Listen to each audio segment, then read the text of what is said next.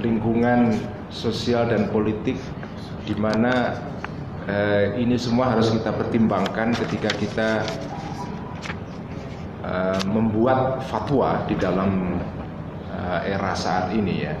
Oleh karena itu judul presentasi saya adalah The Changing Realities and the Challenge of Fatwa Making. Saya mencoba untuk mengajak teman-teman untuk melihat ya, sejumlah fakta-fakta baru yang itu saya lihat belum sepenuhnya diperhitungkan secara serius ya oleh para sarjana maupun para ulama yang masih secara konsisten menerbitkan fatwa atau membuat fatwa ya. Saya akan mulai dengan beberapa fakta baru atau new realities ya. Fakta-fakta baru tentang perkembangan yang sekarang kita hadapi itu. Yang pertama adalah apa yang saya sebut sebagai kemunculan dari negara-negara bangsa ya. Ini kita semua sudah berhadapan dengan fakta ini, tetapi fakta ini belum dipertimbangkan secara serius di dalam proses pembuatan fatwa saat ini.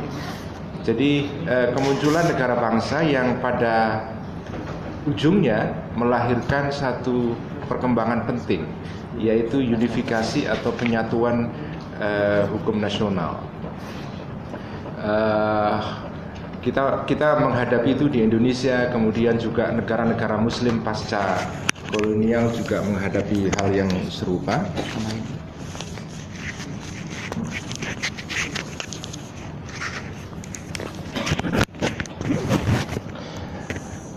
My presentation would go live on YouTube, so I need to use this microphone ya.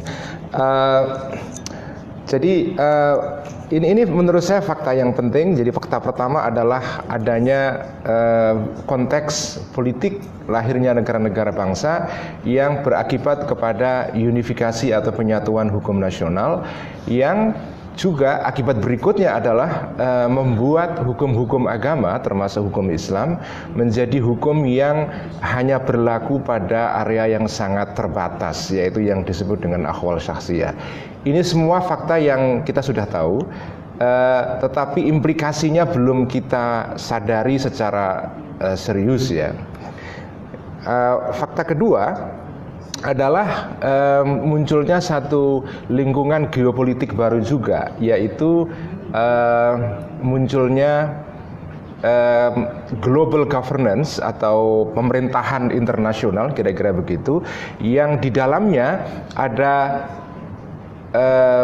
ada satu norma atau kerangka normatif baru yang menjadi semacam panduan di dalam merumuskan hukum-hukum nasional yang muncul setelah kelahiran pemerintahan global ini. Apa yang saya sebut sebagai pemerintahan global ini tiada lain adalah PBB atau United Nations ya. Kelahiran PBB menurut saya ini salah satu fase penting di dalam sejarah manusia modern. Selain negara bangsa, munculnya PBB itu melahirkan situasi baru yang unik, yaitu ada satu perjanjian internasional, covenant, treaties dan yang lain-lain yang menjadi rujukan di dalam legislasi nasional ya. Salah satu covenant yang paling penting pengaruhnya di dalam legislasi nasional dalam semua negara bangsa di era modern sekarang ini adalah ICCPR atau Covenant mengenai hak politik dan civil right ya, hak politik dan sipil. ICCPR sekarang ini itu punya pengaruh yang penting daripada literatur hukum yang dipelajari oleh para santri ataupun para pelajar Islam di kampus-kampus. Jadi ini menurut saya perkembangan yang unik ya. Saya menyebutnya di sini kelahiran PBB, sudah saya sebutkan sebelumnya. Kelahiran global governance ini kemudian juga melahirkan banyak kerangka normatif baru ya. Bisa berupa covenant, bisa berupa perjanjian antar multilateral antar negara dan seterusnya. Bagaimana kita merumuskan atau membuat fatwa di dalam lingkungan yang seperti ini. Praktek fatwa selama ini cenderung tidak memperhitungkan global normative framework yang sekarang lahir sebagai akibat dari munculnya global governance ini. Menurut saya proses membuat fatwa yang terisolasi dari konteks global semacam ini menurut saya tidak ideal. Idealnya adalah ketika seorang membuat fatwa saat ini, maka dia harus memperhitungkan dua konteks sekaligus. Yang pertama adalah konteks global, yang kedua adalah konteks nasional itu. Konteks global adalah kovenan-kovenan ya yang sudah disepakati oleh berbagai negara. Juga protokol-protokol yang disepakati oleh berbagai negara dalam berbagai isu ya. Kemudian juga hukum-hukum yang disahkan melalui parlemen negara yang itu juga menjadi satu kerangka legal atau kerangka hukum yang mengatur kehidupan seorang warga negara yang sangat penting pengaruhnya. Fakta ketiga adalah ini juga salah satu fakta yang menurut saya penting, tetapi ini fakta yang lebih merupakan dilema yang dihadapi oleh orang Islam ya. Di satu pihak umat Islam sekarang ini dipaksa atau menghadapi tekanan untuk membangun suatu bentuk kehidupan baik pada level nasional di negara mereka masing-masing maupun secara global. Ada satu tekanan umat Islam ini untuk hidup sesuai dengan norma global yang sekarang berlaku. Sekarang ini hampir sulit orang Islam sekarang ini membangun kehidupan tanpa mempertimbangkan norma-norma global ini. Sekarang ini ketika ada seorang ulama atau seorang sarjana muslim membuat suatu fatwa yang berlawanan dengan covenant internasional, misalnya covenant mengenai larangan terhadap penyiksaan terhadap kekerasan terhadap perempuan misalnya ya, itu akan menimbulkan protes, akan menimbulkan tantangan dari berbagai negara ya. Jadi sekarang ini orang membuat fatwa itu tidak semudah dulu ya, karena sekarang orang diawasi oleh semacam komunitas global yang membuat seorang mufti tidak bisa bergerak bebas ya. Nah, di satu pihak ada paksaan itu umat Islam untuk hidup sesuai dengan norma-norma global ini, tetapi di pihak yang lain ada juga dorongan umat Islam ya untuk hidup sesuai dengan tradisi legal mereka sendiri. Dengan kata lain, mereka juga ingin hidup sesuai dengan hukum Islam yang mereka imani. Ini menurut saya situasi yang dilematik ya saat ini. Ada dorongan untuk hidup secara universal sebagai bagian dari global citizen, tetapi di pihak lain ada satu keinginan mereka juga bisa secara otentik hidup sebagai seorang muslim. Nah, ini adalah ketegangan yang menurut saya tetap akan kita hadapi dalam waktu yang cukup lama ya.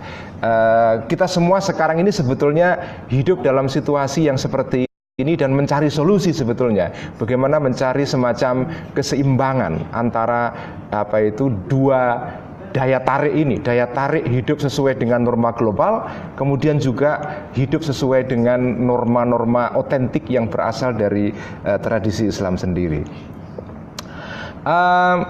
Kemudian fakta yang berikutnya yang ingin saya diskusikan di sini adalah ini fakta yang bagi saya menjadi fakta yang kita hadapi hari-hari ini. Struktur masyarakat Islam itu unik sekali ya. Struktur masyarakat Islam itu struktur yang nyaris menyerupai struktur masyarakat Protestan, yaitu tidak adanya satu otoritas sentral yang mirip dengan lembaga Vatikan dalam konteks masyarakat Katolik ya. Nah, the absence of this centralized authoritative power in Islamic society pose many problem for us ya. Apalagi di era digital sekarang. Absennya kekuatan otoritatif yang sentralistik ini menciptakan situasi di mana sekarang ini seperti disebutkan oleh Profesor Zahia dalam diskusi kemarin, munculnya apa yang disebut dengan the chaotic fatwa. Fatwa yang kacau balau, karena dengan tiadanya authoritative power yang bersifat sentral itu kemudian melahirkan aktor-aktor mufti baru yang tanpa kredensial, yang tanpa otoritas, ya. Dan karena tersedianya platform-platform untuk berfatwa saat ini secara terbuka melalui dalam bahasa Arab disebut dengan al-mawaqi' al-elektronia atau situs-situs elektronik, ya, maka itu membuka kemungkinan kepada semua orang untuk membuat fatwa secara bebas, ya. Yang lahir adalah semacam situasi chaos di mana ada fatwa yang banyak sekali. Kalau kita Google di internet banyak sekali akan kita temukan fatwa, situs-situs yang menyediakan layanan fatwa, ya. Itu yang disebut dengan elektronik fatwa, ya.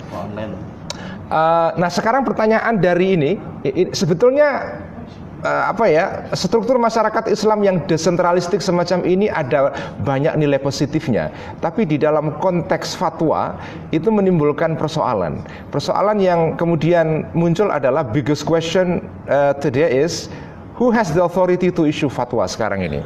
Siapa yang punya otoritas untuk membuat fatwa sekarang ini? Tentu saja masing-masing kelompok itu bisa mengklaim punya sultah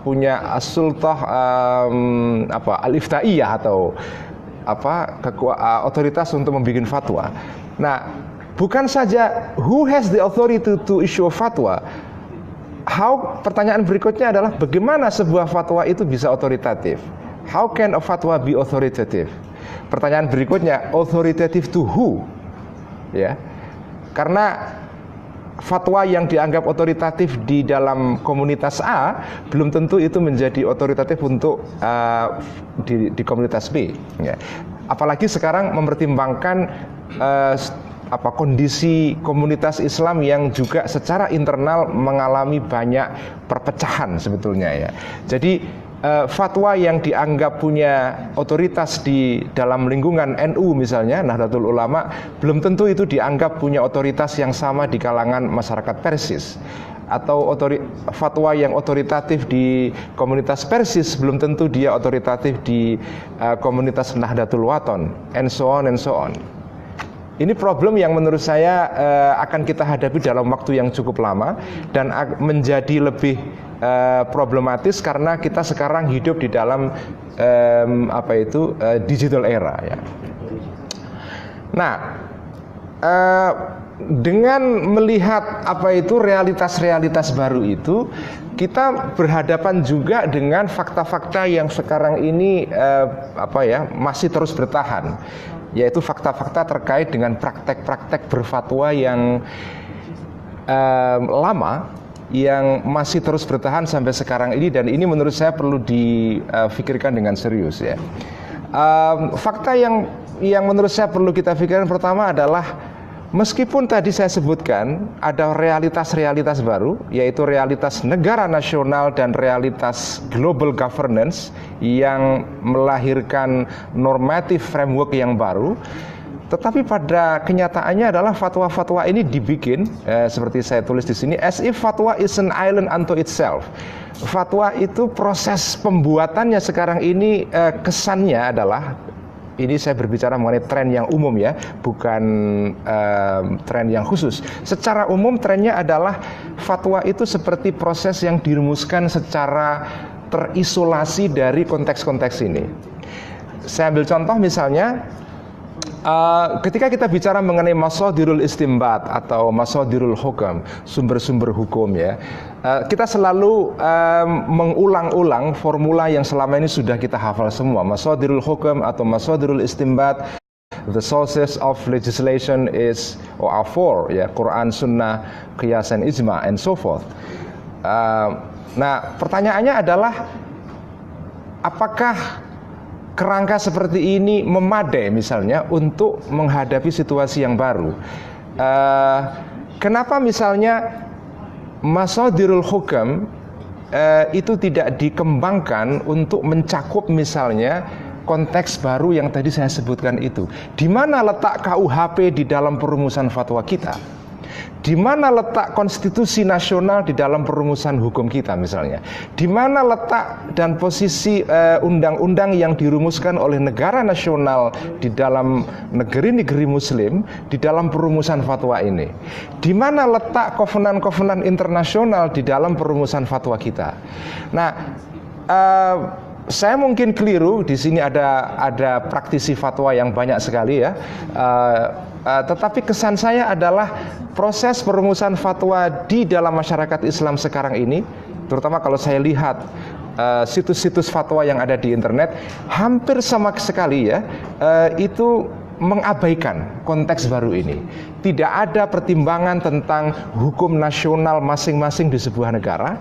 Tidak ada pertimbangan terhadap covenant-covenant internasional yang itu merupakan kerangka normatif baru yang tidak bisa diabaikan oleh umat Islam itu. Jadi selalu kalau kita membaca rumusan fatwa adalah ini sesuai dengan ayat ini, hadis itu ibarat dalam kitab A, kitab B, kitab C.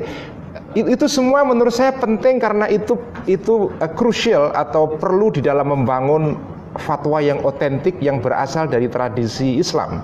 Tetapi di dalam pandangan saya itu nggak cukup. Itu hanya baru sebagian.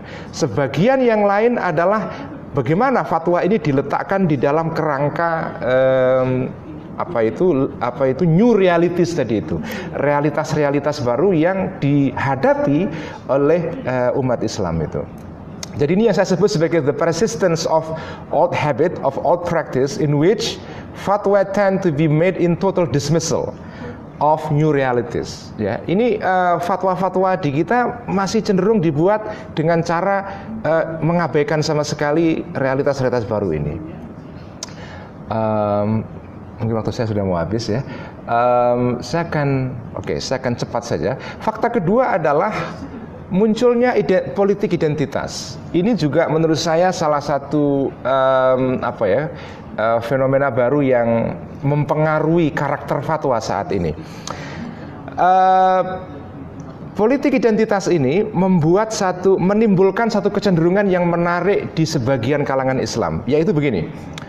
Fatwa yang cenderung mengharamkan sesuatu itu lebih disukai daripada fatwa yang menghalalkan. Jadi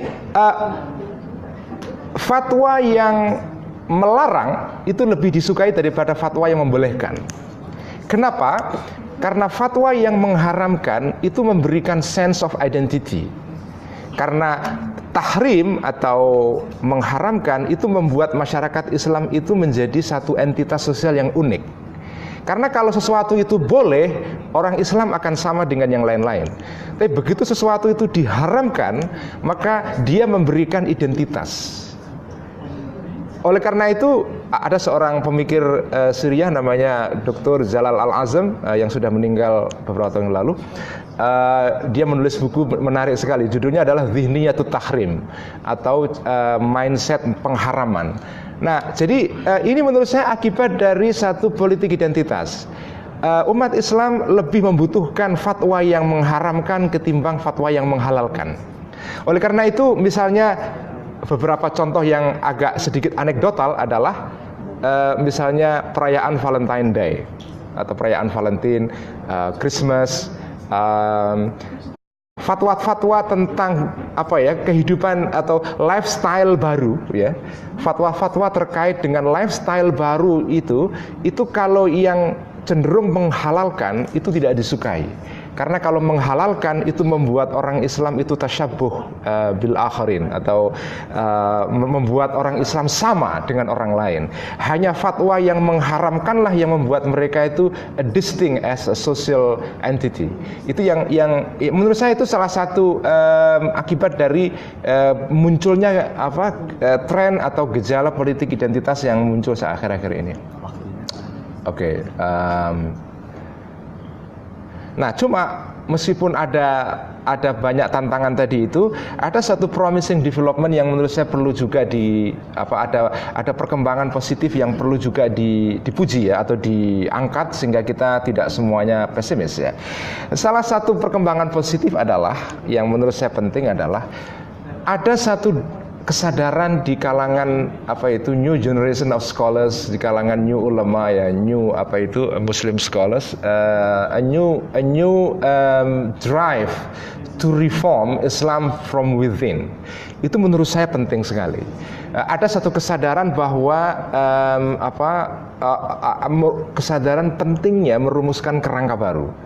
Contoh yang paling bagus adalah ini, saya ambil dari kasus Indonesia, adalah a good example is a shift within NU ulama toward methodical mazhab atau at-tamadhub al-manhaji, a shifting away from the long established practice of following mazhab literally.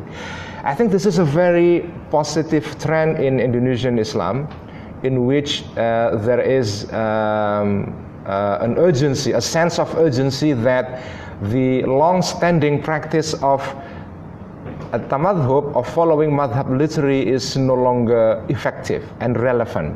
Karena itu perlu dikembangkan satu cara bermadhab yang lebih manhaji itu. Nah, tantangan berikutnya, tantangan ke depan adalah saya ingin mengajak teman-teman untuk mengingat kembali. I want to invite you to remember one of the most important modern Muslim scholar from Pakistan, Professor Fazlur Rahman. I think he's the teacher of Professor Khalid Masood. Yeah, Professor Rahman made a very important observation a long time ago, and one of his observation, he said that there is a tendency within Islamic legal practice to dissociate fiqh from theology and philosophy. I think he made this observation in his classic Islam, an introduction, which was published in 50s, I guess. 50s, yeah. So in this book, Professor Rahman made a very important observation that fiqh or legal tradition in Islam, in classical Islam, tend to be more separated or dissociated from theology and philosophy. Fikih itu di dalam perkembangan, ini pengamatan Profesor Rahman ya, menurut saya masih relevan sampai sekarang. Fikih sebagai satu legal practice itu terpisah dari filsafat dan teologi. Padahal kalau kita baca usul fikih Syafi'i maupun usul fikih Maliki, ya, Hanafi agak sedikit beda. Usul fikih Maliki dan Syafi'i itu sebetulnya punya satu karakter yang sangat unik, yaitu pembahasan filsafat dan teologi itu di situ mix, bercampur dengan pembahasan fikih. Tetapi di dalam prakteknya fikih berkembang sebagai satu tradisi yang seolah-olah tidak ada hubungannya dengan filsafat dan teologi. Ini menurut saya membuat satu perdebatan soal bagaimana hukum sesuatu di dalam kehidupan nyata A, B, C dan seterusnya itu kemudian dibahas melulu dalam cara pandang fikih tanpa memperhitungkan pertanyaan-pertanyaan filosofis, ethical, philosophical question is totally ignored. Di dalam menghadapi isu-isu baru itu kadang-kadang tidak memadai pembahasan yang murni fikih saja. Kita membutuhkan satu ethical and philosophical reflection, satu pertanyaan-pertanyaan yang melihat satu perkembangan baru bukan semata-mata dari pertimbangan fikih, tetapi juga pertanyaan-pertanyaan yang bersifat filosofis. Misalnya saya ambil contoh pertanyaan sederhana soal bagaimana misalnya hukum orang mencoblos dalam pemilu. Mungkin kita bisa merujuk kepada fiqh siyasah lama dalam Al-Mumardi atau yang lain-lain bahwa nasbul imami wajib misalnya.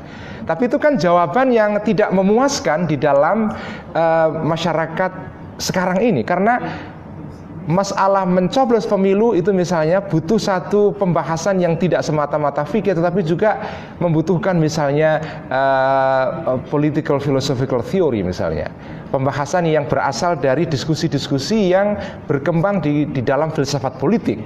Nah, yang itu semua sebetulnya kita perlukan saat ini ya. Saya kira itu yang bisa saya share di dalam sesi ini, semoga bermanfaat. Terima kasih. Assalamualaikum warahmatullahi wabarakatuh. Ya, terima kasih. Mohon maaf, memang menarik sekali, tapi kita dibatasi dengan waktu. Selanjutnya silakan Profesor Deja menyampaikan materinya ke tim. Thank you. Assalamualaikum warahmatullahi wabarakatuh. Bismillahirrahmanirrahim. Wassalatu wassalamu ala ashrafil mursalin. I will speak today about a topic that I have studied in my PhD. الإفتاء بين إكراهات المذهب بين سياج المذهب وإكراهات التاريخ. إفتاء between the historical constraints and the madhab enclosure.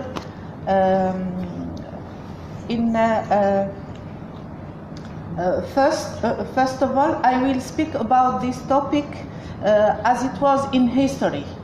But then I will speak about this topic in the present. Sorry, can you put this here? Okay.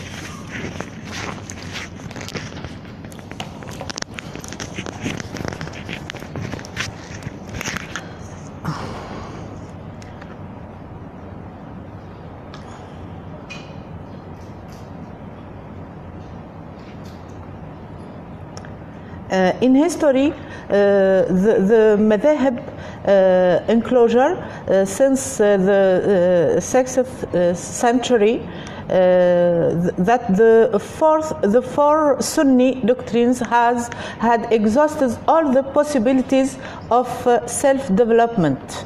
The Mufti had to follow the rulings and teachings settled down by and established by the founders. That's why the main Mufti in this period was the Mufti fil Madhab and the Mufti Muqallid. In the other hand, many Muslim societies had continued to undergo a process of change and had faced totally new situations. And I will speak especially about one example of these changes, of this new situation. This example is that many Muslim countries was constrained to live under Christian authority. In the Middle East with the Crusades, and in Andalusia with the Reconquista. The Reconquista is the Christian movement to take up Andalusia from Muslims. And how the Mufti dealt with this situation. In the Middle East, we have many fatwa calling for jihad. For example, the fatwa, Ibn Taymiyyah fatwa about jihad, was a certain dealing with this situation, the situation of Syria, for example, that was under the Christian authority. For the Andalusian Mufti, for example, Ibn Rushd, we have many fatwas that are the result of these historical constraints. For example, Ibn Rushd and many other Andalusian fatwa were constrained to call for help from the Berber dynasty. Although the Andalusian didn't want that the Berber from Morocco, from Maghreb, come to Andalusia. But for Muslim muftis, it was better to call for help from the Berber than to be reconquisted by the Christians. Another example, Ibn Rushd also was asked about the Muslim who was deprived from living according to the Islamic way of life, even from their religious obligations such as Salat and Sawm, especially Salat al-Jama'ah.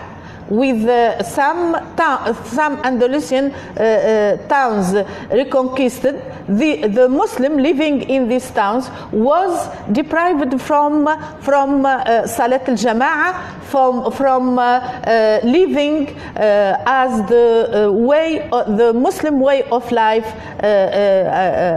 but they were obliged to live according to the Christian way of life. Then we have some fatwa dealing with the situation, such as the fatwa of Ibn Rushd, saying that Hajj is not an obligation for Andalusian. Hajj is the Muslim in Andalusia must go the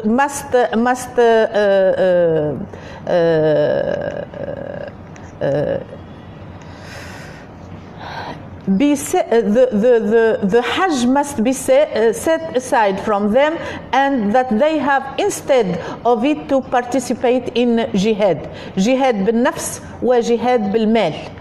Instead of going to Hajj, the Andalusian Muslim have to participate to jihad because because of the danger of the reconquistor.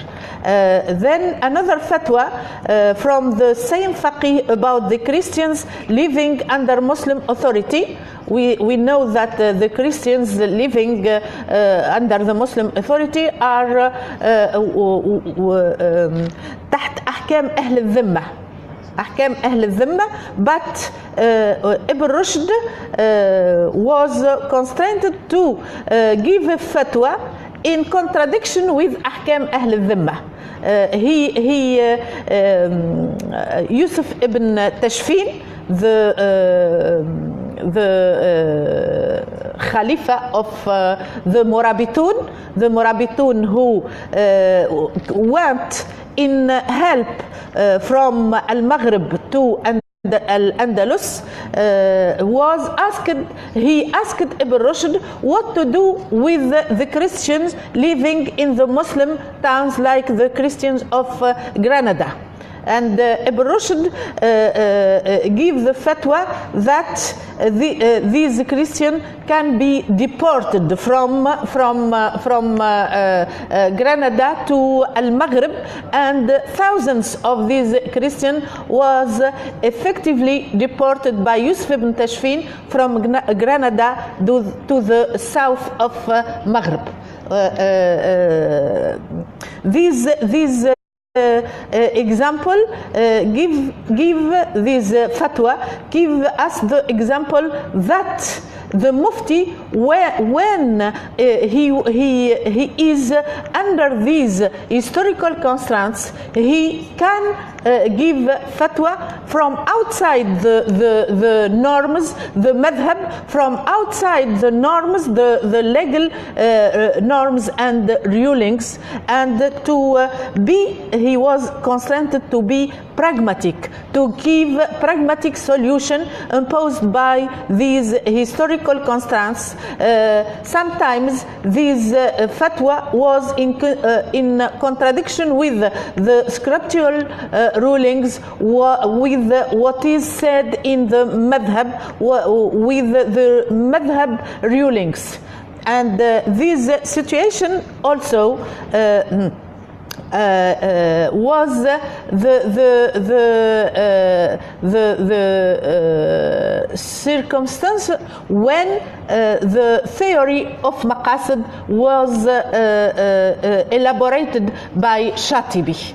Shatibi was living in Shatiba, and Shatiba was reconquisted by the Christians, and his family lived this tragedy, the tragedy of a Muslim living under Christian authority, of Muslim who was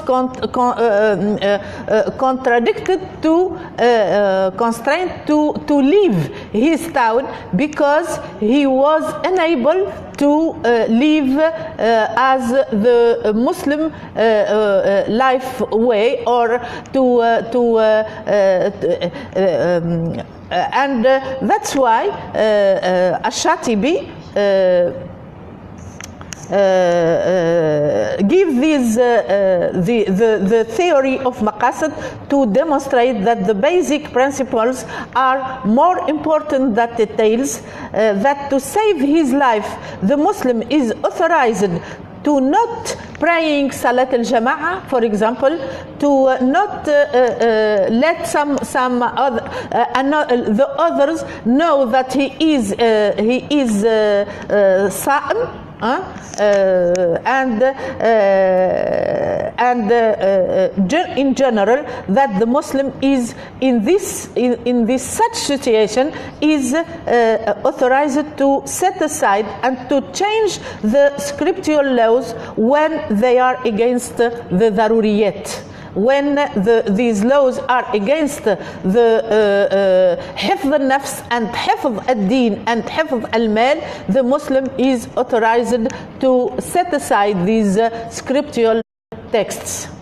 And we know about this example how the historical constraints can be a factor of developing a new legal solution, new legal theory.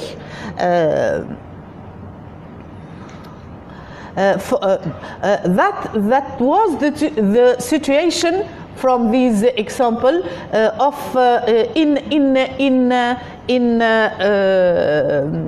but what about the present? We know that in the present, as Dr. Abul Absar said before me, we are living such great constraints. For example, the constraints of democracy, of globalization, of global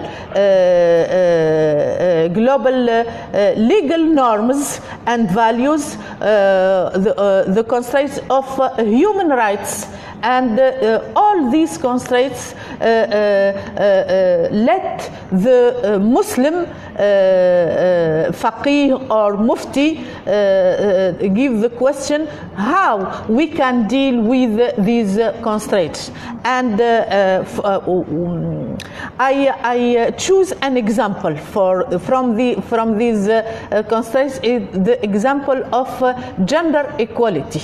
And I want to say that I use some material of the global Muslim feminist movement, Musawa, and because Musawa has elaborated a new approach. It's the approach of Muslim feminism, a paradigm that suggests a new reading in new readings of the Quran, especially of we can call ahkam an-nisa, the ahkam that deal with the women situation.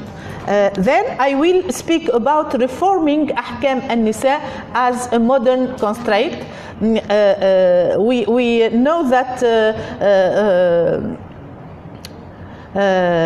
from what it was presented last day, we discern that the legal field which has been the most reluctant to any review is the field of personal state.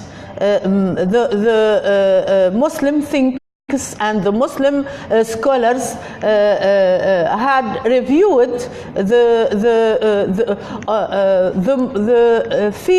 legal fields of economic, of muamalat, kul muamalat, but the only field that was reluctant to any review is the field of personal states, and especially the field of ahkam an-nisa. although many social changes had occurred and had changed the women situation, women had get into the public sphere. They are working in all domains. They are participating actively in collecting the family's wealth. Moreover, many general social changes had been occurred during the last 2 centuries, such as the partition of women's and men's function had changed. In fact, the supremacy of the nuclear family on the extent one, the weakening of the patriarchal authority of the head of the family and the supremacy of agnates, the consolidation of the capacity of women for any legal act and disposition of property are other facets of these social changes. These social changes had left their imprint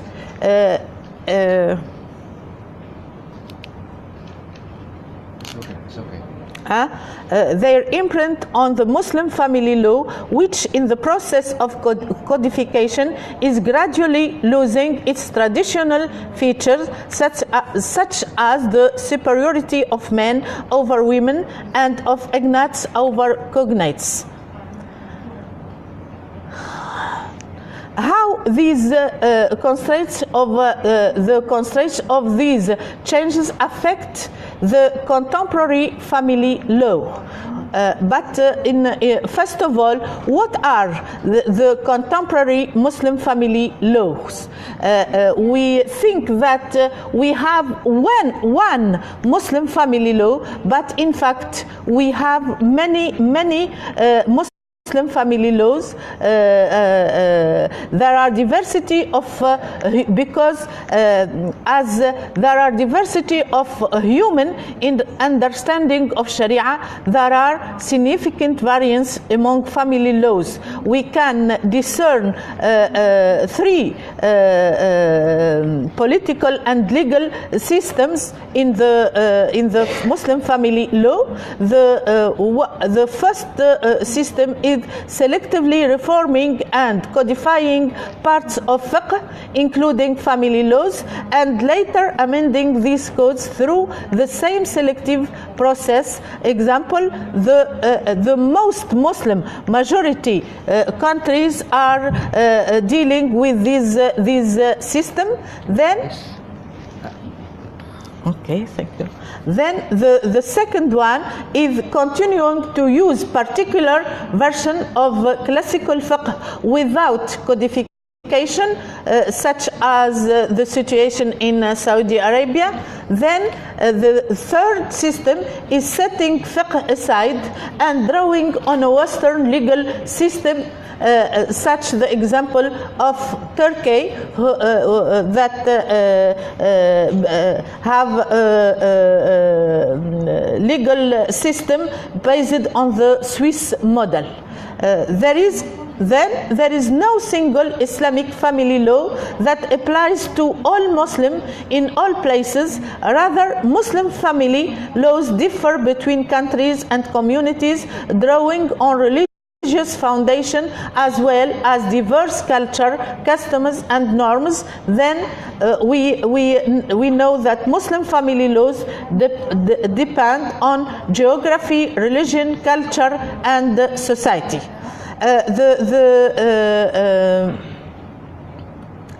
The tools and methodology used by these the paradigm of Muslim feminism are from these tools. We can speak of reviewing the main terms such as Sharia, fiqh, state law, and reviewing these terms to distinguish between what is revealed and what is historical, what is from God and what is human.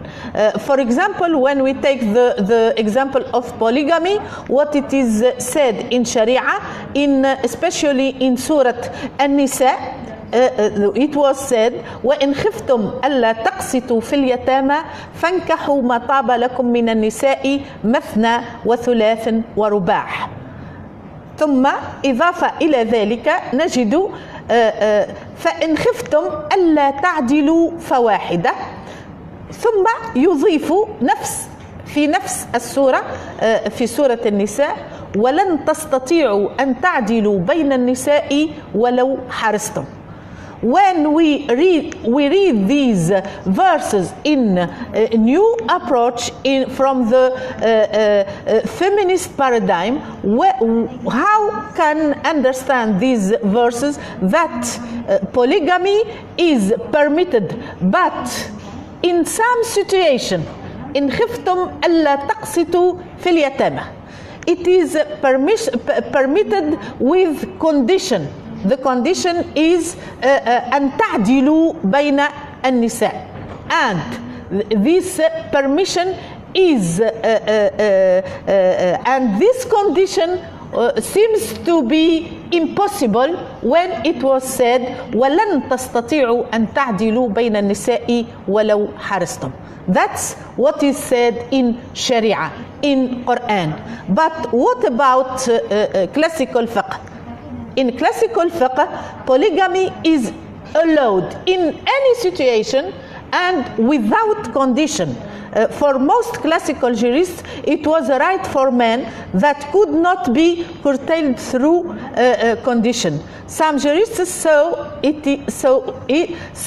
as permissible for a wife to put a stipulation in the marriage contract to deter her husband from exercising this right. And Ibn Rushd himself gave a fatwa to the Andalusian women that is permissible to put a condition in the marriage contract that her husband is not allowed to take another woman, and if he do so, she had the possibility to divorce herself. And this practice was known as الصداق القيرواني.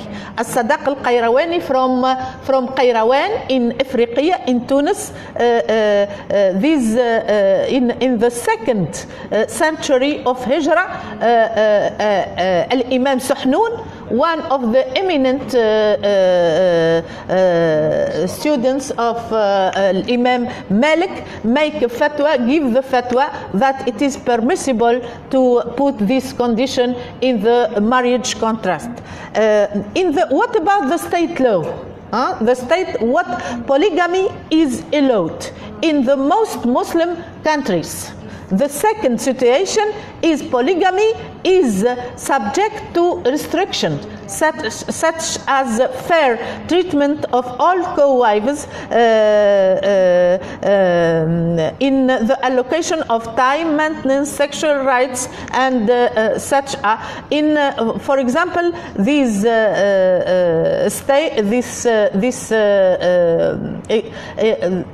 in Algeria, in Bahrain, in Malaysia, in Morocco, then the polygamy is prohibited. The third situation we find in the Muslim family law in some states is polygamy is prohibited. For example, in Turkey, in Tunisia, in Kyrgyz Republic, in Tajikistan and Uzbekistan, polygamy is prohibited. And from this example, we discern that there are many different Muslim family law, and every situation has its own reading of Sharia, its own interpretation for Sharia. The second tool that is used by this Muslim feminist paradigm is the contextual and maqasidi interpretation of Quran. The Quran, which is the primary source of Sharia, is clear when it says that a man can never be just and equal to more than one wife. And polygamy the contextual reading show us that polygamy existed before Islam, and the Quran restricted it to a maximum of 4 wives. This was done in order to set the trajectory for reforming this pre-Islamic practice in the direction of justice. That's the maqsad of Quran is justice, is not to permit polygamy, but from these verses وَإِنْ خِفْتُمْ أَلَّا تَقْسِطُوا فِي الْيَتَامَى الْقِسْطُ, what is equity, and ta'dilu, what is justice. That's the maqsad of Islam from permitting restricted polygamy is the justice. It's not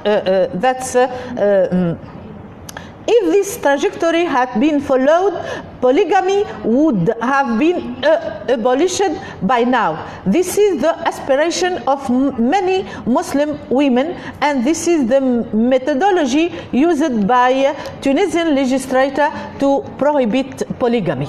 The prohibition of polygamy in the personal states code in Tunisia was given by this contextual and maqasidi reading of ayat al-ta'addud. Then we discern that justice is inherent value in Sharia.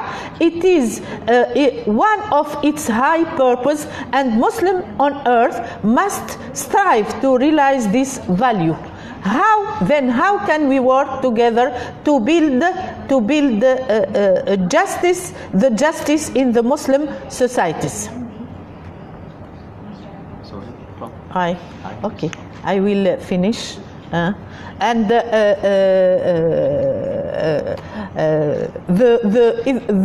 the problematic for this approach is the question of Islam and justice and gender equality. We saw that justice is one of the purpose of Islam, but what about gender equality? Justice is central in the philosophy of law in Islam. Justice in our time, including gender equality. We can't be just without gender equality. There are connection between these two values, and the gender equality is becoming generally accepted and translated into law in the course of the 20th century. That's why many of Muslim women are one of main Muslim women aspiration is the gender equality. But at that time, notion of justice in the past did not include the idea of equality between women and men. In the past, justice that to be equal toward God doesn't mean to be equal in the reality of life, because the notion of justice in the past, that means مراعاة المنازل الخلق منازل الناس. المنازل, it's that's difference between manzila of men, the manzila of women is under the manzila of men, and such on. There's to justice means to مراعاة منازل الناس.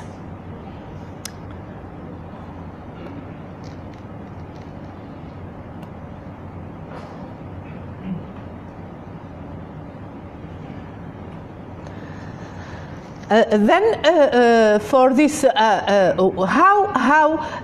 are the tools and what are the methodology used to have to come to gender equality, there are two approach the law from inside the system, and they said that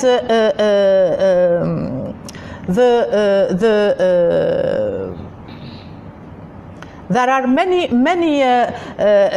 tools that can be used, like usul al-fiqh. There are in usul al-fiqh many key concepts that can be used as tools for reform. The concepts of ijtihad, of ikhtilaf, of maslaha, of istihsan and istislah, and the notion of darura. All these concepts can be used as tools for this gender equality, and these concepts can help in advocacy for reform. We give some examples in a lateral divorce, at-talaq. Ijtihad can be used to revisit family laws that sanction men's right to unilateral repudiation and women's restricted access to divorce, as this contravene the logic of Islamic marriage as a contract based on the mutual agreement of both parties. The ruling in the Sharia, in the methodology of usul al-fiqh of fiqh is الشريعة العقد هو شريعة المتعاقدين. When we consider marriage contract as a contract, then why we give the husband the possibility to divorce and we don't give it to the women? The second example is the male guardianship in marriage, wilaya, and we find that ikhtilaf in this situation can be used. Schools of jurisprudence diverge in their position on male guardianship in marriage. For the Hanafi school, grants women of majority age the right to conclude their own marriage without the need for a male guardian. Then the third example is the child marriage, and we can apply the principle of maslaha. A wealth of empirical research shows that underage marriage is detrimental to the health of young mothers and their offspring. Child marriage also deprives girls of education, which negatively impacts the resources and well-being of families, as well as the economic prosperity of countries. We have also many other examples that we can use in some concepts to advocate for reform for them, like the parental guardianship, al-wilaya also, and as in this situation also the principles of maslaha can be used, and the way forward Muslim legal tradition is rich, flexible and dynamic, and it provides the conceptual tools for reform and the legal methods for a shift towards egalitarian gender relations in the family and in the society. Rethinking and reforming Muslim family laws requires understanding and applying Islamic principles and methodologies in light of today's realities and contemporary conception of justice. This process can be guided by several core Quranic values such as justice, fairness and equity, عدل, قسط, and insaf, kindness, ihsan, and that which is commonly known to be right, ma'ruf, bil ma'ruf. Just as the Quran is rich with values and principles that promote a more egalitarian vision of family relation, so is Islamic ethico-legal theory as demonstrated by the concept and the principles. And I will finish. going forward المضي قدما. It was said in the Quran إن المسلمين والمسلمات والمؤمنين والمؤمنات والقانتين والقانتات والصادقين والصادقات والصابرين والصابرات والخاشعين والخاشعات والمتصدقين والمتصدقات والصائمين والصائمات والحافظين فروجهم والحافظات والذاكرين الله كثيرا والذاكرات أعد الله لهم مغفرة وأجرا عظيما. It was said in كتب أسباب النزول قال مقاتل بن حيان بلغني أن أسماء بنت عميس لما رجعت من الحبشة مع زوجها جعفر ابن أبي طالب دخلت على نساء النبي صلى الله عليه وسلم فقالت هل نزل فينا شيء من القرآن؟ قلنا لا. فأتت رسول الله صلى الله عليه وسلم فقالت يا رسول الله إن النساء لفي خيبة وخسار. قال ومما ذلك؟ قالت لأنهن لا يذكرن بالخير كما يذكر الرجال. فأنزل الله تعالى إن المسلمين والمسلمات والمؤمنين والمؤمنات إلى آخره.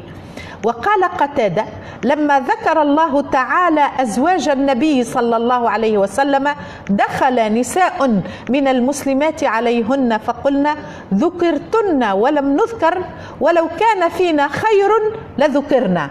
فأنزل الله تعالى إن المسلمين والمسلمات والمؤمنين والمؤمنات إلى آخره.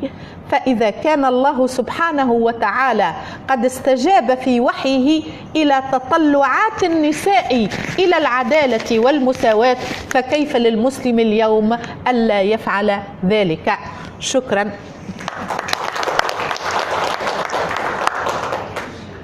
Terima kasih Profesor, sudah panjang dari kasus Andalusia di mana fatwa itu bisa dinamis bahkan memudahkan bagi masyarakat muslim walaupun bertentangan dengan nas, tapi lurus berani memberikan fatwa karena kepentingan menjaga makofi syariah. Dilanjutkan dengan konteks kali ini masih juga membahas seperti itu tantangan fatwa hari ini. Satu sisi ada fakta yang memang kita dalam masyarakat global tidak bisa terisolasi, tapi satu sisi juga ada reformasi dari para fikih kita, kelompok-kelompok yang mereformasi metodologi dan sebagainya untuk menghadapi tantangan. Kita eksploit diskusi ini dengan silakan, masih banyak waktu mungkin baru tadi kan kami mencari diskusi masih ada ya, silakan 3 sebelum sebelah kiri nanti yang pertama yang kanan tetap sebelah kanan 3 dan yang ini ibu silakan bilang. Assalamualaikum warahmatullahi wabarakatuh. Terima kasih atas presentasi yang sangat baik. Saya ingin menanggapi apa yang disampaikan oleh Mas Surya tadi. Yang pertama adalah soal prioritas. Ini juga yang menjadi problem kita saat ini. Ketika seluruhnya dibatasi oleh otoritas orang tertentu atau kelompok tertentu yang boleh membuat fatwa, apalagi kalau fatwanya itu adalah tidak mencerminkan atau tidak memberikan pembelaan terhadap perempuan, karena dengan pidana perempuan itu perempuan yang harusnya kelompok terdepan yang kita bela itu tidak diskriminasi. Itu sebabnya juga kenapa begitu lahir, karena salah satu semangatnya adalah supaya perempuan itu yang selama ini juga bekerja untuk kemanusiaan, yang selama ini juga mempunyai komunitasnya, mengajarkan kita dengan baik, itu mendapat otoritas. Yang pertama. Lalu yang kedua, saya senang ya karena Mas Budi tadi menggarisbawahi bahwa kalau haram itu menjadi sesuatu yang disenangi oleh masyarakat kita, idealnya gitu kan, fatwanya atau musyawarah keagamaan kalau itu musyawarah keagamaan itu harusnya bisa memenuhi dengan cepat, karena musyawarah keagamaan ini adalah mengharamkan segala upaya kebolehan kawin anak. Bahasanya kan gitu, jadi seperti yang sudah tepat lah yang dilakukan oleh Mas Budi. Cuma masalahnya itu kemudian terbentur dengan paradigma masyarakat yang menganggap dia daripada zina, daripada seks bebas, udah tapi saja. Dan yang namanya terakhir adalah dari profesor tadi. Ini kan sudah soal apa namanya metodologi yang kira-kira itu bisa ketika ditentukan pada realitas, ternyata tidak semua yang ada dalam Fatwa maupun hadis bisa masalah.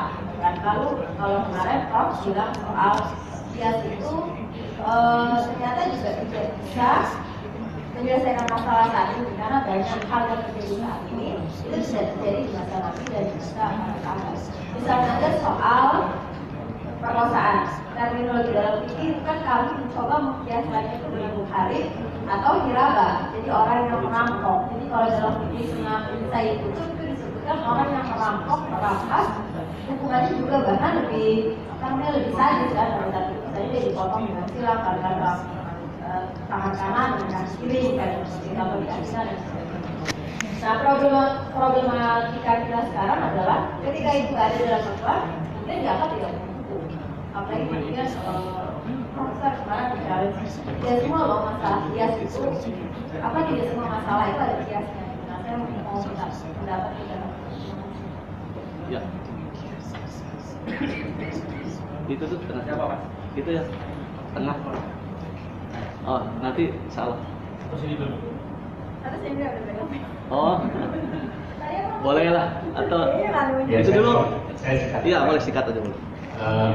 Tadi Mas Duli mengatakan bahwa posisi konvensi internasional ini dalam konteks fatwa di Indonesia itu di mana posisinya? Ini saya kira pertanyaan menarik. Kalau bukti kemarin sudah dijelaskan oleh Mas Rodi bahwa fatwa bukti itu memperhatikan konstitusi. Dan selama itu memang di Indonesia sendiri itu masih dikotomi antara hukum nasional dan hukum Islam. Dibilang bahwa hukum nasional itu bukan syariat karena sumbernya itu adalah nalar para pembuat konstitusi bersama. Sementara ciri khas syariat itu adalah sumbernya. Kalau dia diambil dari sumber Al-Quran, Sunnah atau hal-hal yang diambil dari Al-Quran dan Sunnah, itu maka dia syariat. Sementara konstitusi itu tidak, sehingga dia ini berada di dalam.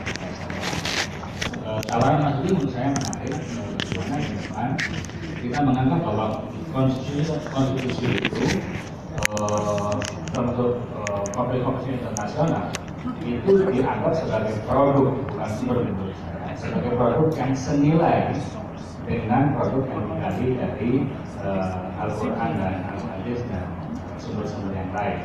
Karena bagi saya konvensi itu walaupun dinalar juga sebagaimana menalar Al-Quran, tapi dia digali dari ayat-ayat Tuhan yang lain, yaitu ayat-ayat sosial, ayat-ayat ekonomi, ayat-ayat dan lain-lain. Saya kira paradigma bahwa Al-Quran, bahwa hukum Islam hanya diambil dari ayat Qurannya itu perlu dibahas lebih kemarin itu, dan saya bahwa juga harus mulai merambah pada ayat kauniyah atau ayat itu sendiri. Saya kira itu. Ya, silakan ya, Bapak.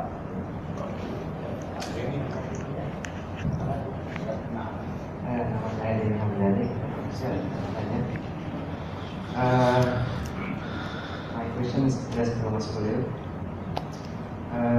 Tadi sudah disebutkan tentang misalnya fatwa sebagai problem solving. Dengan artinya kalau merujuk pada kriteria fatwa yang begitu ketat, ya, ada hukuman hukum dan sebagainya. Nah, sejauh mana sebetulnya Muslim teachers, ya, para pendakwah ketika menjawab pertanyaan-pertanyaan dari audiens. Ustaz, bagaimana hukumnya musik? Sederhana deh. Dijawab oleh Ustaz, oh hukumnya halal atau hukumnya oh tidak boleh. Itu juga that kind of problem solving, gitu kan? Dalam bentuk yang sederhana. Nah, pertanyaannya apakah memang pertanyaan-pertanyaan itu juga layak disebut fatwa? Ya, jawaban itu. karena memang jawaban dari pendakwa itu kan berbeda. Ada yang jawab sekilas, ada yang mungkin juga dia membacakan Al-Quran dan hadis, atau juga membacakan pendapat ulama atau membacakan fatwa sekali. Nah, dan sejauh mana itu otoritas seorang prejudge pendakwa dalam hal memberikan jawaban tadi. Kalau di emosi itu kan suka sekali kan. Pendakwa itu janganlah membuat fatwa gitu kan. Bahas masail saja harus berhari-hari berdebat sekian panjang gitu kan. Itu versi yang ketat gitu. Ada juga versi yang enggak ya, itu sebagai sebuah individual istihad. Itu istihad individu itu sah-sah aja kan. Karena kebutuhan masyarakat memang sederhana saja. Halal haram boleh atau tidak gitu kan. Nah, artinya sejauh mana otoritas, walaupun lain dalam banyak hal, pendakwah itu tidak bisa dipukul rata ya kan. Penelitian saya tentang Abdul Somad kemarin itu ada bagian-bagian tertentu yang seorang ustadz itu bisa memberikan jawaban yang otoritatif. Ustadz Somad kalau menjawab dari sisi perbandingan mazhab itu saya lihat cukup banyak referensinya. Tetapi ketika semua hal dijawab, dia kan nimbung gitu. Kemudian semua hal dikomentari tidak pas. Gitu. Jadi pada satu sisi dia punya otoritas, tapi di sisi lain dia tidak punya sama sekali. Sudah. Ya, silakan. Tadi sudah ditunjuk.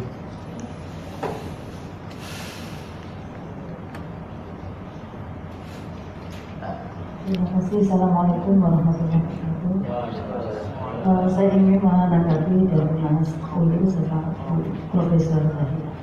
Pertama mungkin ingin saya sampaikan tentang Majelis Ulama Indonesia dan dari Fatwa. Jadi statusnya atau itu posisinya di mana? Yang saya ketahui di Majelis Ulama, fatwa-fatwa yang dikeluarkan oleh Majelis Ulama itu bersifat umum dan tidak mengikat. Kemudian undang-undang itu bersifat khusus dan mengikat. Lalu kombinasi antara fatwa-fatwa Majelis Ulama dengan undang-undang itu memang kita sering berdasarkan permintaan instansi atau pemerintah atau masyarakat. Jadi sesungguhnya Majelis Ulama itu memberikan melayani fatwa kepada siapa saja yang minta fatwa. Kadang dari perusahaan, kadang dari masyarakat, kadang dari pemerintah. Apalagi kalau sudah mau menyusun undang-undang baru atau peraturan baru. Jadi nggak betul kalau dikatakan Majelis Ulama itu hanya menjadi corong pemerintah. Nggak betul. Kemarin kan kita mendengarkan. Kemudian fatwa itu dikeluarkan berdasarkan permintaan semua pihak dan tidak selalu haram maksudnya. Jadi fatwa yang dikeluarkan Majelis Ulama kalau masalah akidah, masalah yang memang punya dalil kuat untuk dikatakan haram, dikatakan haram. Tapi kalau belum halal itu lebih dari 3.000 fatwa itu halal semua. Berbeda lagi dengan fatwa-fatwa tentang ekonomi syariah. Kalau Majelis Ulama itu atas permintaan masyarakat dan waktu itu Bank Indonesia dan Menteri Keuangan. Awalnya sebelum kita mengeluarkan fatwa itu selalu kita berdiskusi dengan pihak terkait. Jadi selalu komponen itu Majelis Ulama ada 30%, 20% dari Bank Indonesia, dari Kementerian Keuangan, kemudian dari praktisi ekonomi. Itu selalu berkumpul 5 kelompok ini berbulan-bulan untuk membuat satu fatwa itu kita butuh diskusi 3 bulan, 1 bulan 2 kali. Jadi sesungguhnya nggak terpaku pada paham-paham atau mazhab lama. Kita banyak strukturnya itu.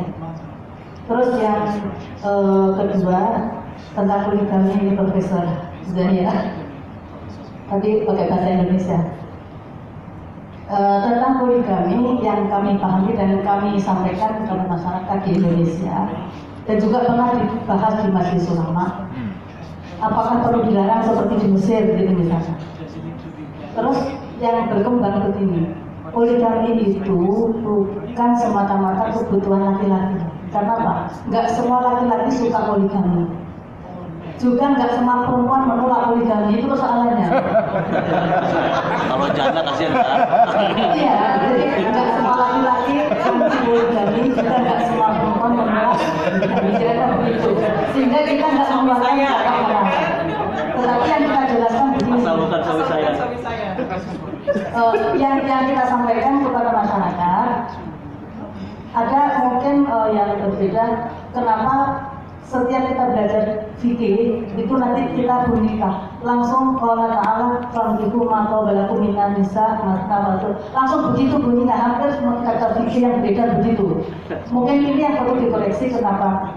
Karena ini menjadikan laki-laki mengklaim bahwa kalau perempuan tidak mau dipoligami berarti dia durhaka pada Allah, durhaka pada Al-Quran, durhaka pada suami. Mana ayatnya? Fankihu ma langsung begitu. Ya ini yang harus kita sosialisasikan bahwa sesungguhnya poligami itu bukan perintah, juga bukan apa, itu pilihan netral saja. Tetapi ayat itu turun itu justru berdasarkan pada peristiwa-peristiwa di mana wanita itu menjadi korban. Pertama, wa'atul yatama amwalahum, wanita-wanita dan anak-anak yatim yang mustanafin itu sering dilakukan oleh laki-laki dewasa yang paling punya otoritas waktu itu untuk menguasai semua termasuk hak milik termasuk waris. Maka oleh laki-laki dewasa perempuan tidak berhak menerima warisan, anak-anak laki-laki tidak berhak, dan kalau mereka itu diasuh itu dicurangi.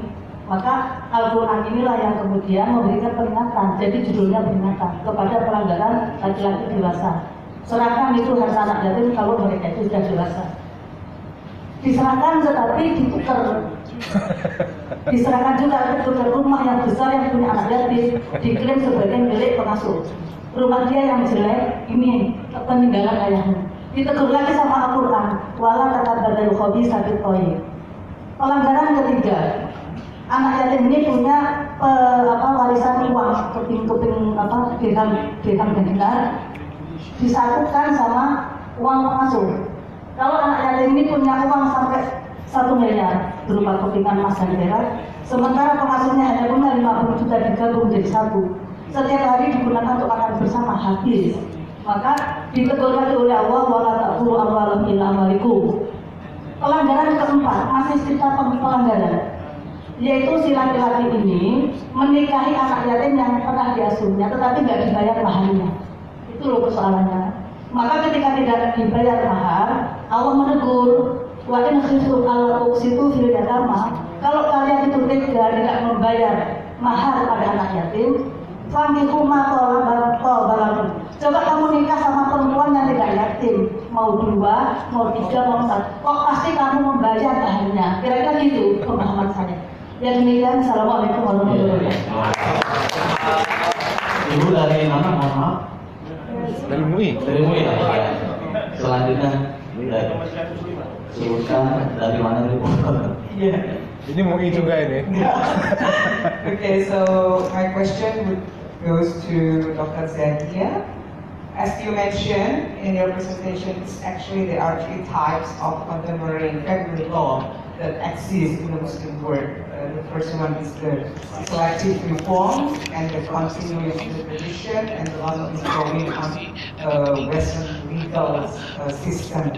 So again, in the case of polygamy, which is prohibited in Indonesia, I'm really curious whether it is a result of the production of fatwa from Islam scholar in Indonesia, or is it because of the influence of the Muslim law or any other condition?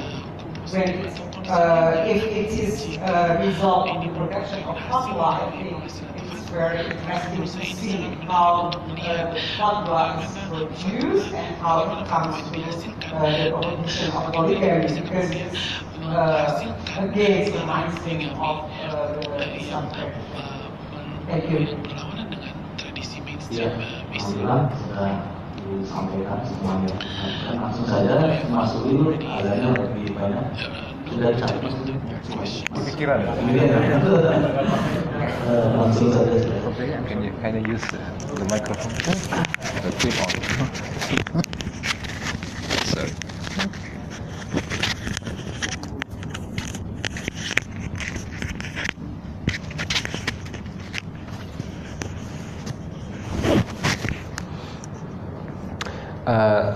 Terima kasih. Tapi yang saya terima kasih secara spesial adalah Ibu dari MUI tadi, Ibu Roshidah. Saya senang sekali karena membuat satu interpretasi yang bernuansa tentang ayat poligami ya.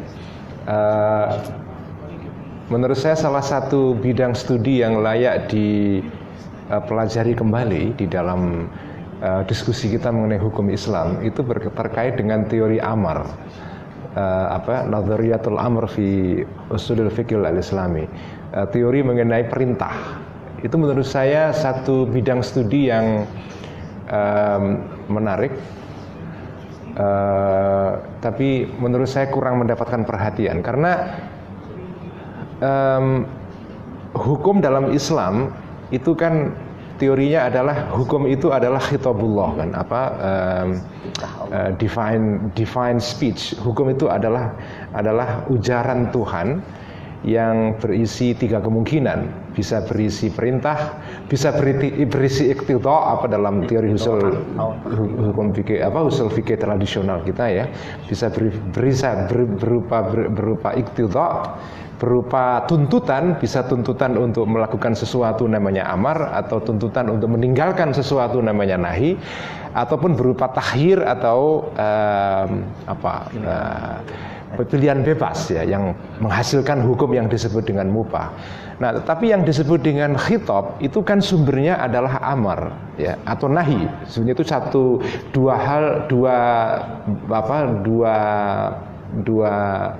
dua hal dari satu mata uang yang sama sebetulnya.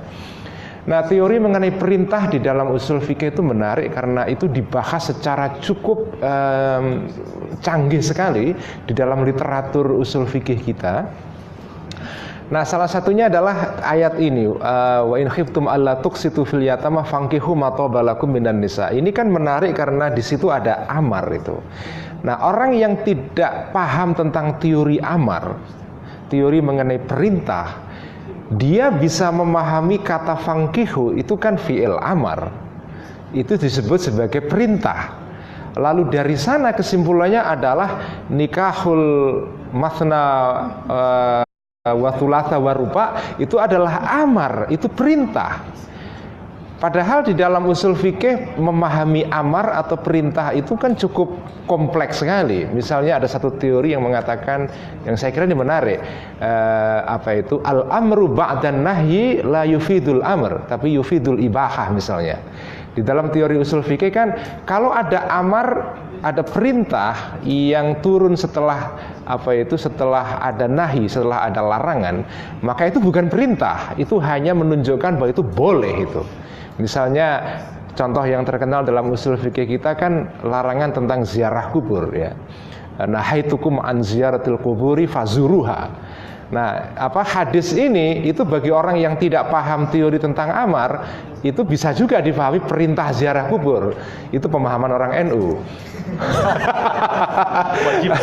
Padahal sebetulnya kan artinya itu ibahatul ziyaratil kubur karena dulunya dilarang, sekarang diperintahkan, itu artinya adalah ibahah itu.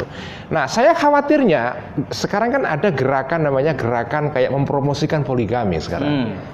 Nah, itu dugaan saya adalah memahami kata fankihu itu sebagai perintah. Karena itu perlu diadakan workshop poligami. So this is problematic. There is a sorry situation that we are in today in Indonesia. There is a movement to promote polygamy, and there are many workshops organized to promote polygamy, and you have to pay a lot of money to join that workshop because it's a very lucrative business to organize a workshop on polygamy. It's very popular.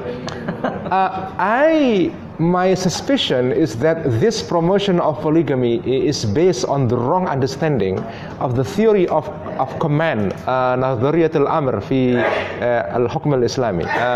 The theory of command is very nuanced discussion in the Islamic legal theory. So not all divine command, means real command. Command has many meaning. Al-amr lahu ma'anin katsirah ya. Jadi saya curiga orang-orang yang mempromosikan poligami itu jangan-jangan mereka itu memahami fankihu ma taba lakum minan nisa itu adalah sebagai perintah. Padahal menurut saya ayat wa in khiftum alla tuqsitu fil yatama fankihu itu mirip dengan ayat dengan hadis kuntu nahaitukum an ziyaratil quburi fazuruha. Ada situasi yang tidak mendukung terjadinya sesuatu, bisa itu berupa nahi atau bisa berupa apapun, lalu kemudian setelah itu muncul amar. Itu artinya bukan perintah sebetulnya, artinya hanya sekedar membolehkan saja gitu. Mujarradul ibahah itu. Nah, yang problem adalah dari ibahah kemudian naik menjadi amar itu. Nah, itu kan problematis sekali itu. Saya terus terang sedih sekali itu dengan gerakan poligami itu, karena yaitu tadi saya menduga karena kesalahpahaman di dalam memahami soal amar itu, karena amar itu maknanya banyak. Yang terakhir soal saya nggak akan menanggapi semua, tapi terima kasih kepada Ibu Rosita karena mengkoreksi tentang tadi itu pengamatan saya bahwa fatwa yang mengharamkan lebih disukai daripada menghalalkan ya.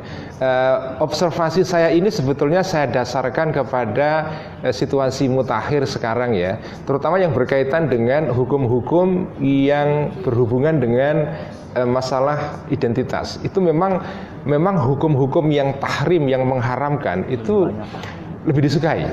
Karena kalau menyangkut identitas, itu memang orang Islam kan punya semacam keinginan untuk membangun satu identitas yang unik, yang berbeda dengan komunitas lain. Karena itu kalau ada hukum yang mentahrim, itu mereka lebih suka, karena kalau tahlil atau menghalalkan itu tidak ada batas yang jelas antara orang Islam dengan non-Islam itu. Padahal mereka butuh kejelasan garis demarkasi antara Muslim dan tidak Muslim itu. Nah, tetapi kalau menyangkut hal-hal yang non-politik identitas, seperti misalnya hukum child marriage, seperti tadi Mbak siapa? Ya, itu mereka tidak terlalu peduli sebetulnya. Jadi mereka peduli dengan hukum yang bersifat keharaman ini sejauh menyangkut isu-isu yang berkaitan dengan identity politics. Tapi kalau menyangkut hal-hal yang substantif, menyangkut ide tentang keadilan, tentang perlindungan terhadap perempuan misalnya, itu hukum haram itu, misalnya seperti sunat perempuan itu, yang kemarin diceritakan dengan cukup bagus sekali oleh Mbak Nur Rafi'ah itu. Sunat perempuan itu kan bisa kita dekati dengan dua pendekatan.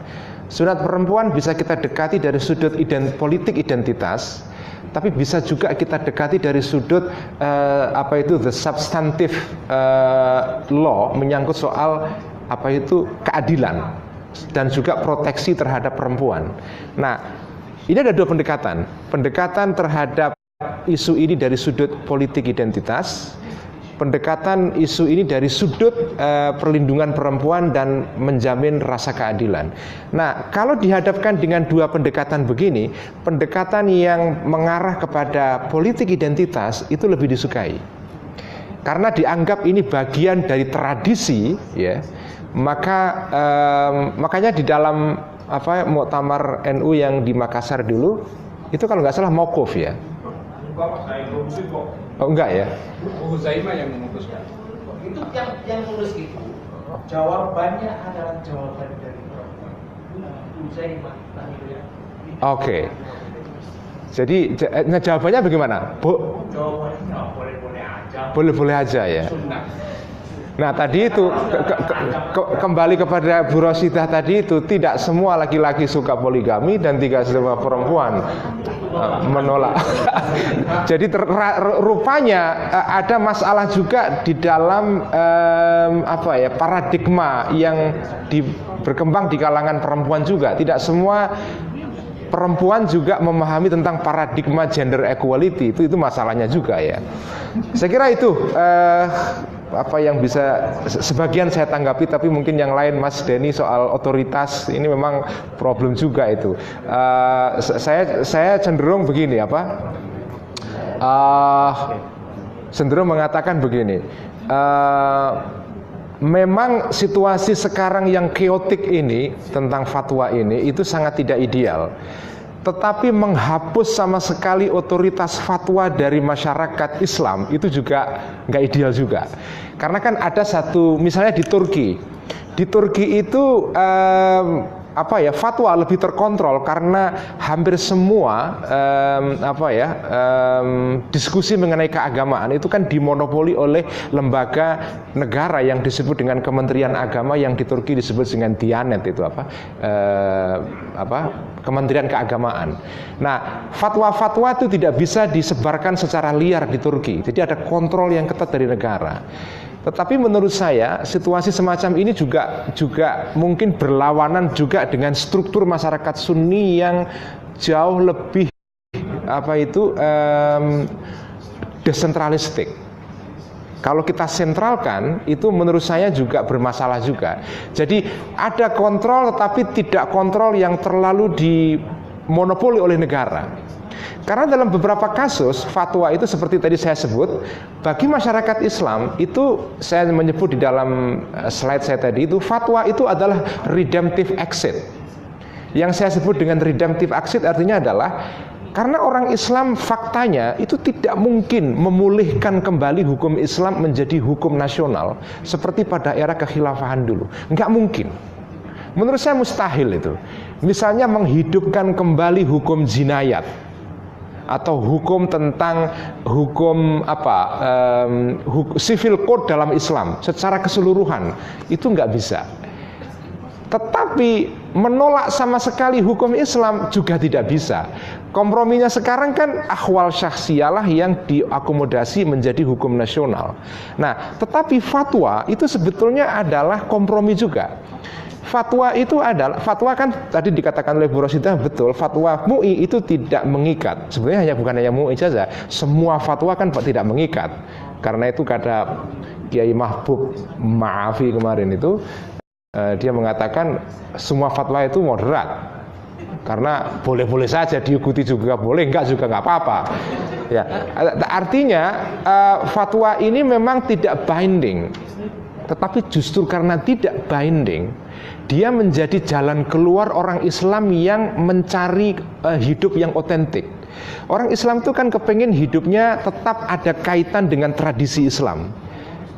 Nah, tetapi hukum negara tidak mungkin diislamkan semua.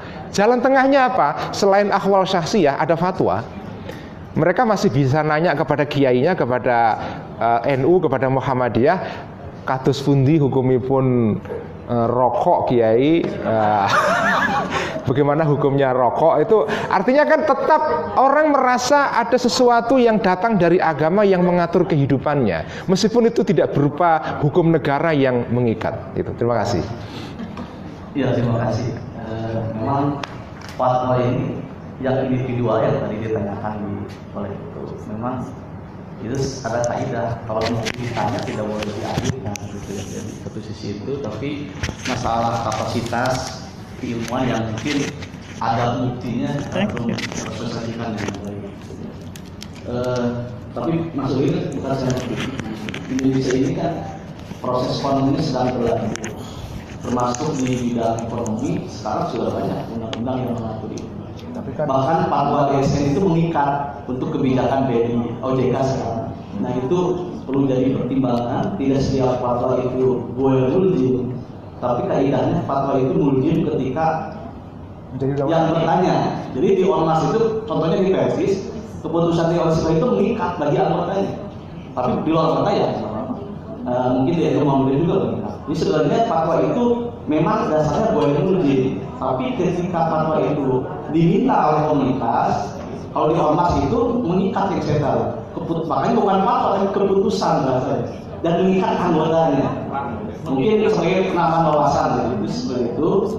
Dan fatwa itu dinamis. Sekarang fatwa diserap undang-undang terjadi di Indonesia. Nah mungkin informasi saja seperti itu. Selanjutnya dari Profesor Desra. Thank you. I think that rethinking many key concepts in the whole Muslim legal system is one of the constraints of our time.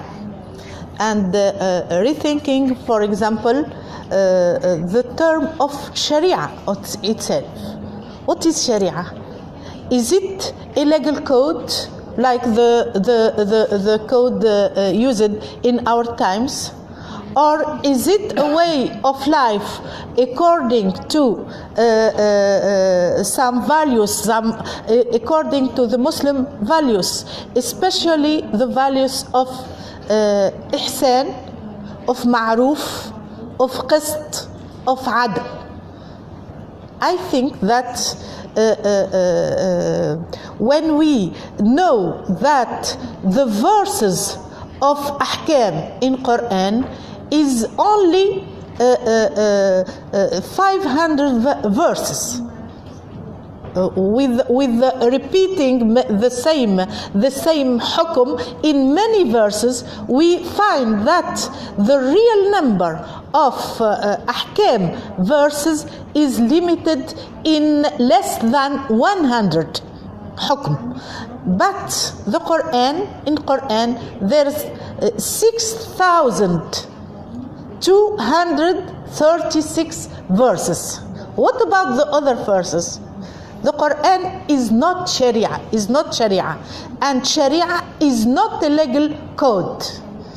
Then the Quran is a revealed text that shows us the way to live in integrity in our life and to be safe in the other life.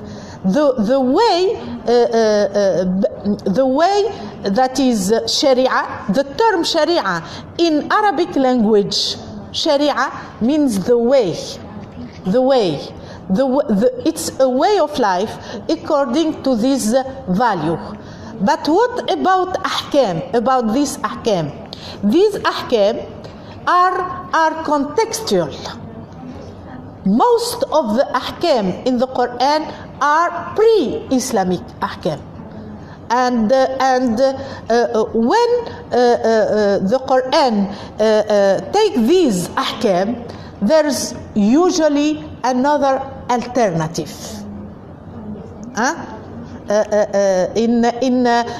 For example, concerning the ahkam al-nisa, there's usually another there's the pre-Islamic hukum, but with the same hukum there's another alternative. For example, polygamy is permitted, and الأمر هنا أفتح قوس بالعربية لأنه because the Quran is in Arabic language, and Arabic language is not only rules, syntax or like this, but also it's a vision, it's a whole vision of the world, and all usuli writings was introduced by introductions about قواعد اللغة. That's why صيغة الأمر can mean الوجوب والإباحة والنهي. الأمر نفسه يفيد المنع. فصيغة الأمر في فانكحوا ما طاب لكم من النساء تصبح دالة، ليست دالة على الوجوب، لأنها مرتبطة بوضعية إن خفتم ألا تعدلوا بين النساء، ألا تقسطوا في اليتامى، إن خفتم ألا تقسطوا في اليتامى فاعدلوا. The same thing for the hadith. كنت نهيتكم عن زيارة القبور ألا فزوروها. صيغة الأمر في زوروها لا تفيد الوجوب، لأنها مرتبطة بسياق هو سياق النهي في الماضي. النهي عن زيارة القبور في الماضي أصبح لاغيا بإباحة زيارتها مستقبلا، ألا فزوروها. The same thing for the difference between لم ولن. لم ولن، لم تفيد النهي والمنع بالنسبة لما هو ماض. لم تعدلوا in the past، لم تعدلوا. But when it is said لن تعدلوا, that means لن تعدلوا في المستقبل, in the present and in the difference between لم ولن in Arabic language mean have a special meaning. لن تعدلوا بين النساء ولو حرصتم means that it is impossible to be fair with women right now and in the future without limits. That's why when we distinguish between fiqh, what is a human understanding of the Sharia, and the Sharia itself, we have two methodologies. The first one for rethinking Sharia with contextual readings of the ahkam, to show that these ahkam are special for these social for the society in this period. But is it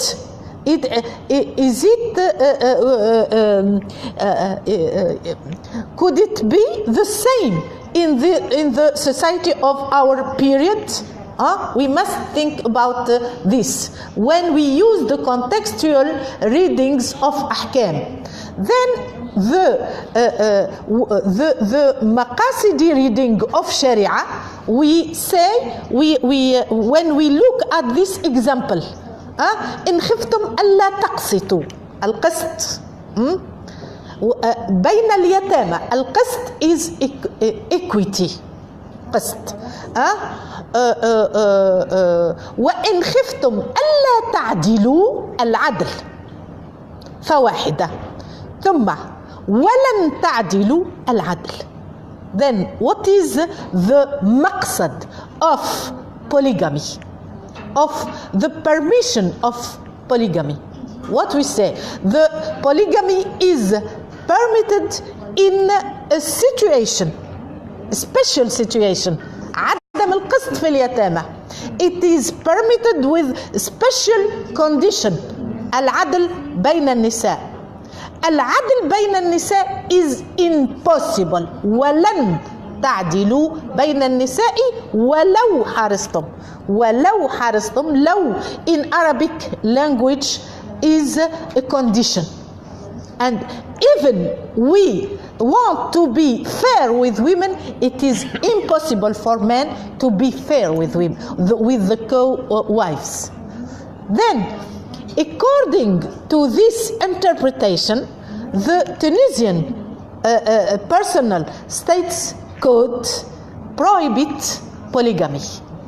This مجلة الأحوال الشخصية was elaborated by a commission of eminent scholars, Zaytuna, from Zaytuna, like Ben Ashur, Muhammad Fadl bin Ashur and Sheikh Abdulaziz Jayat, who were the official mufti.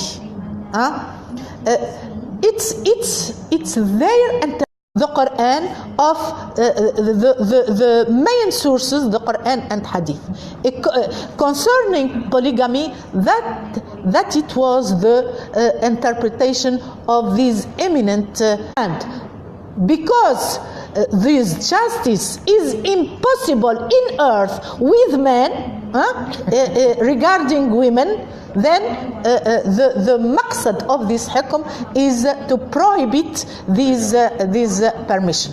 That's why the feminist,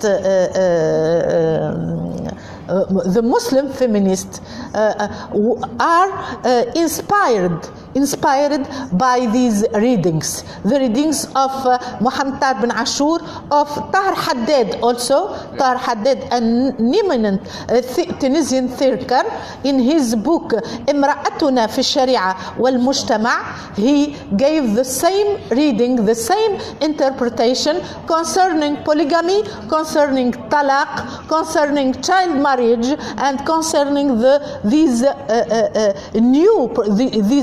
problems, these questions. Thank you. Ya, terima kasih. Sebenarnya kita belum puas ya, tapi karena waktu membatasi, kita sudah membatasi itu. Terima kasih, Sultan, pada Profesor Zia dan Mas Yul sudah mendapat kita senang dan tentu terima kasih. كتاب يعني العشرينات أصدره سنة 1930 بالضبط. سنة 30 نعم. يعني منذ زمان، يعني قبل يعني وإلى الآن ما زال يعني ما زال يعني صالح. لا، وأكثر الأطروحات الإسلامية هي أقل تطور مما اقترحها. yaitu ada Dr. Rumus Gojali dan Dr. Ahmad Suhaimi. Jadi ada kopi sebentar 10 menit, kita akan langsung kembali ke sini. I enjoy reading that books by Al-Haddad. Yeah. It's amazing.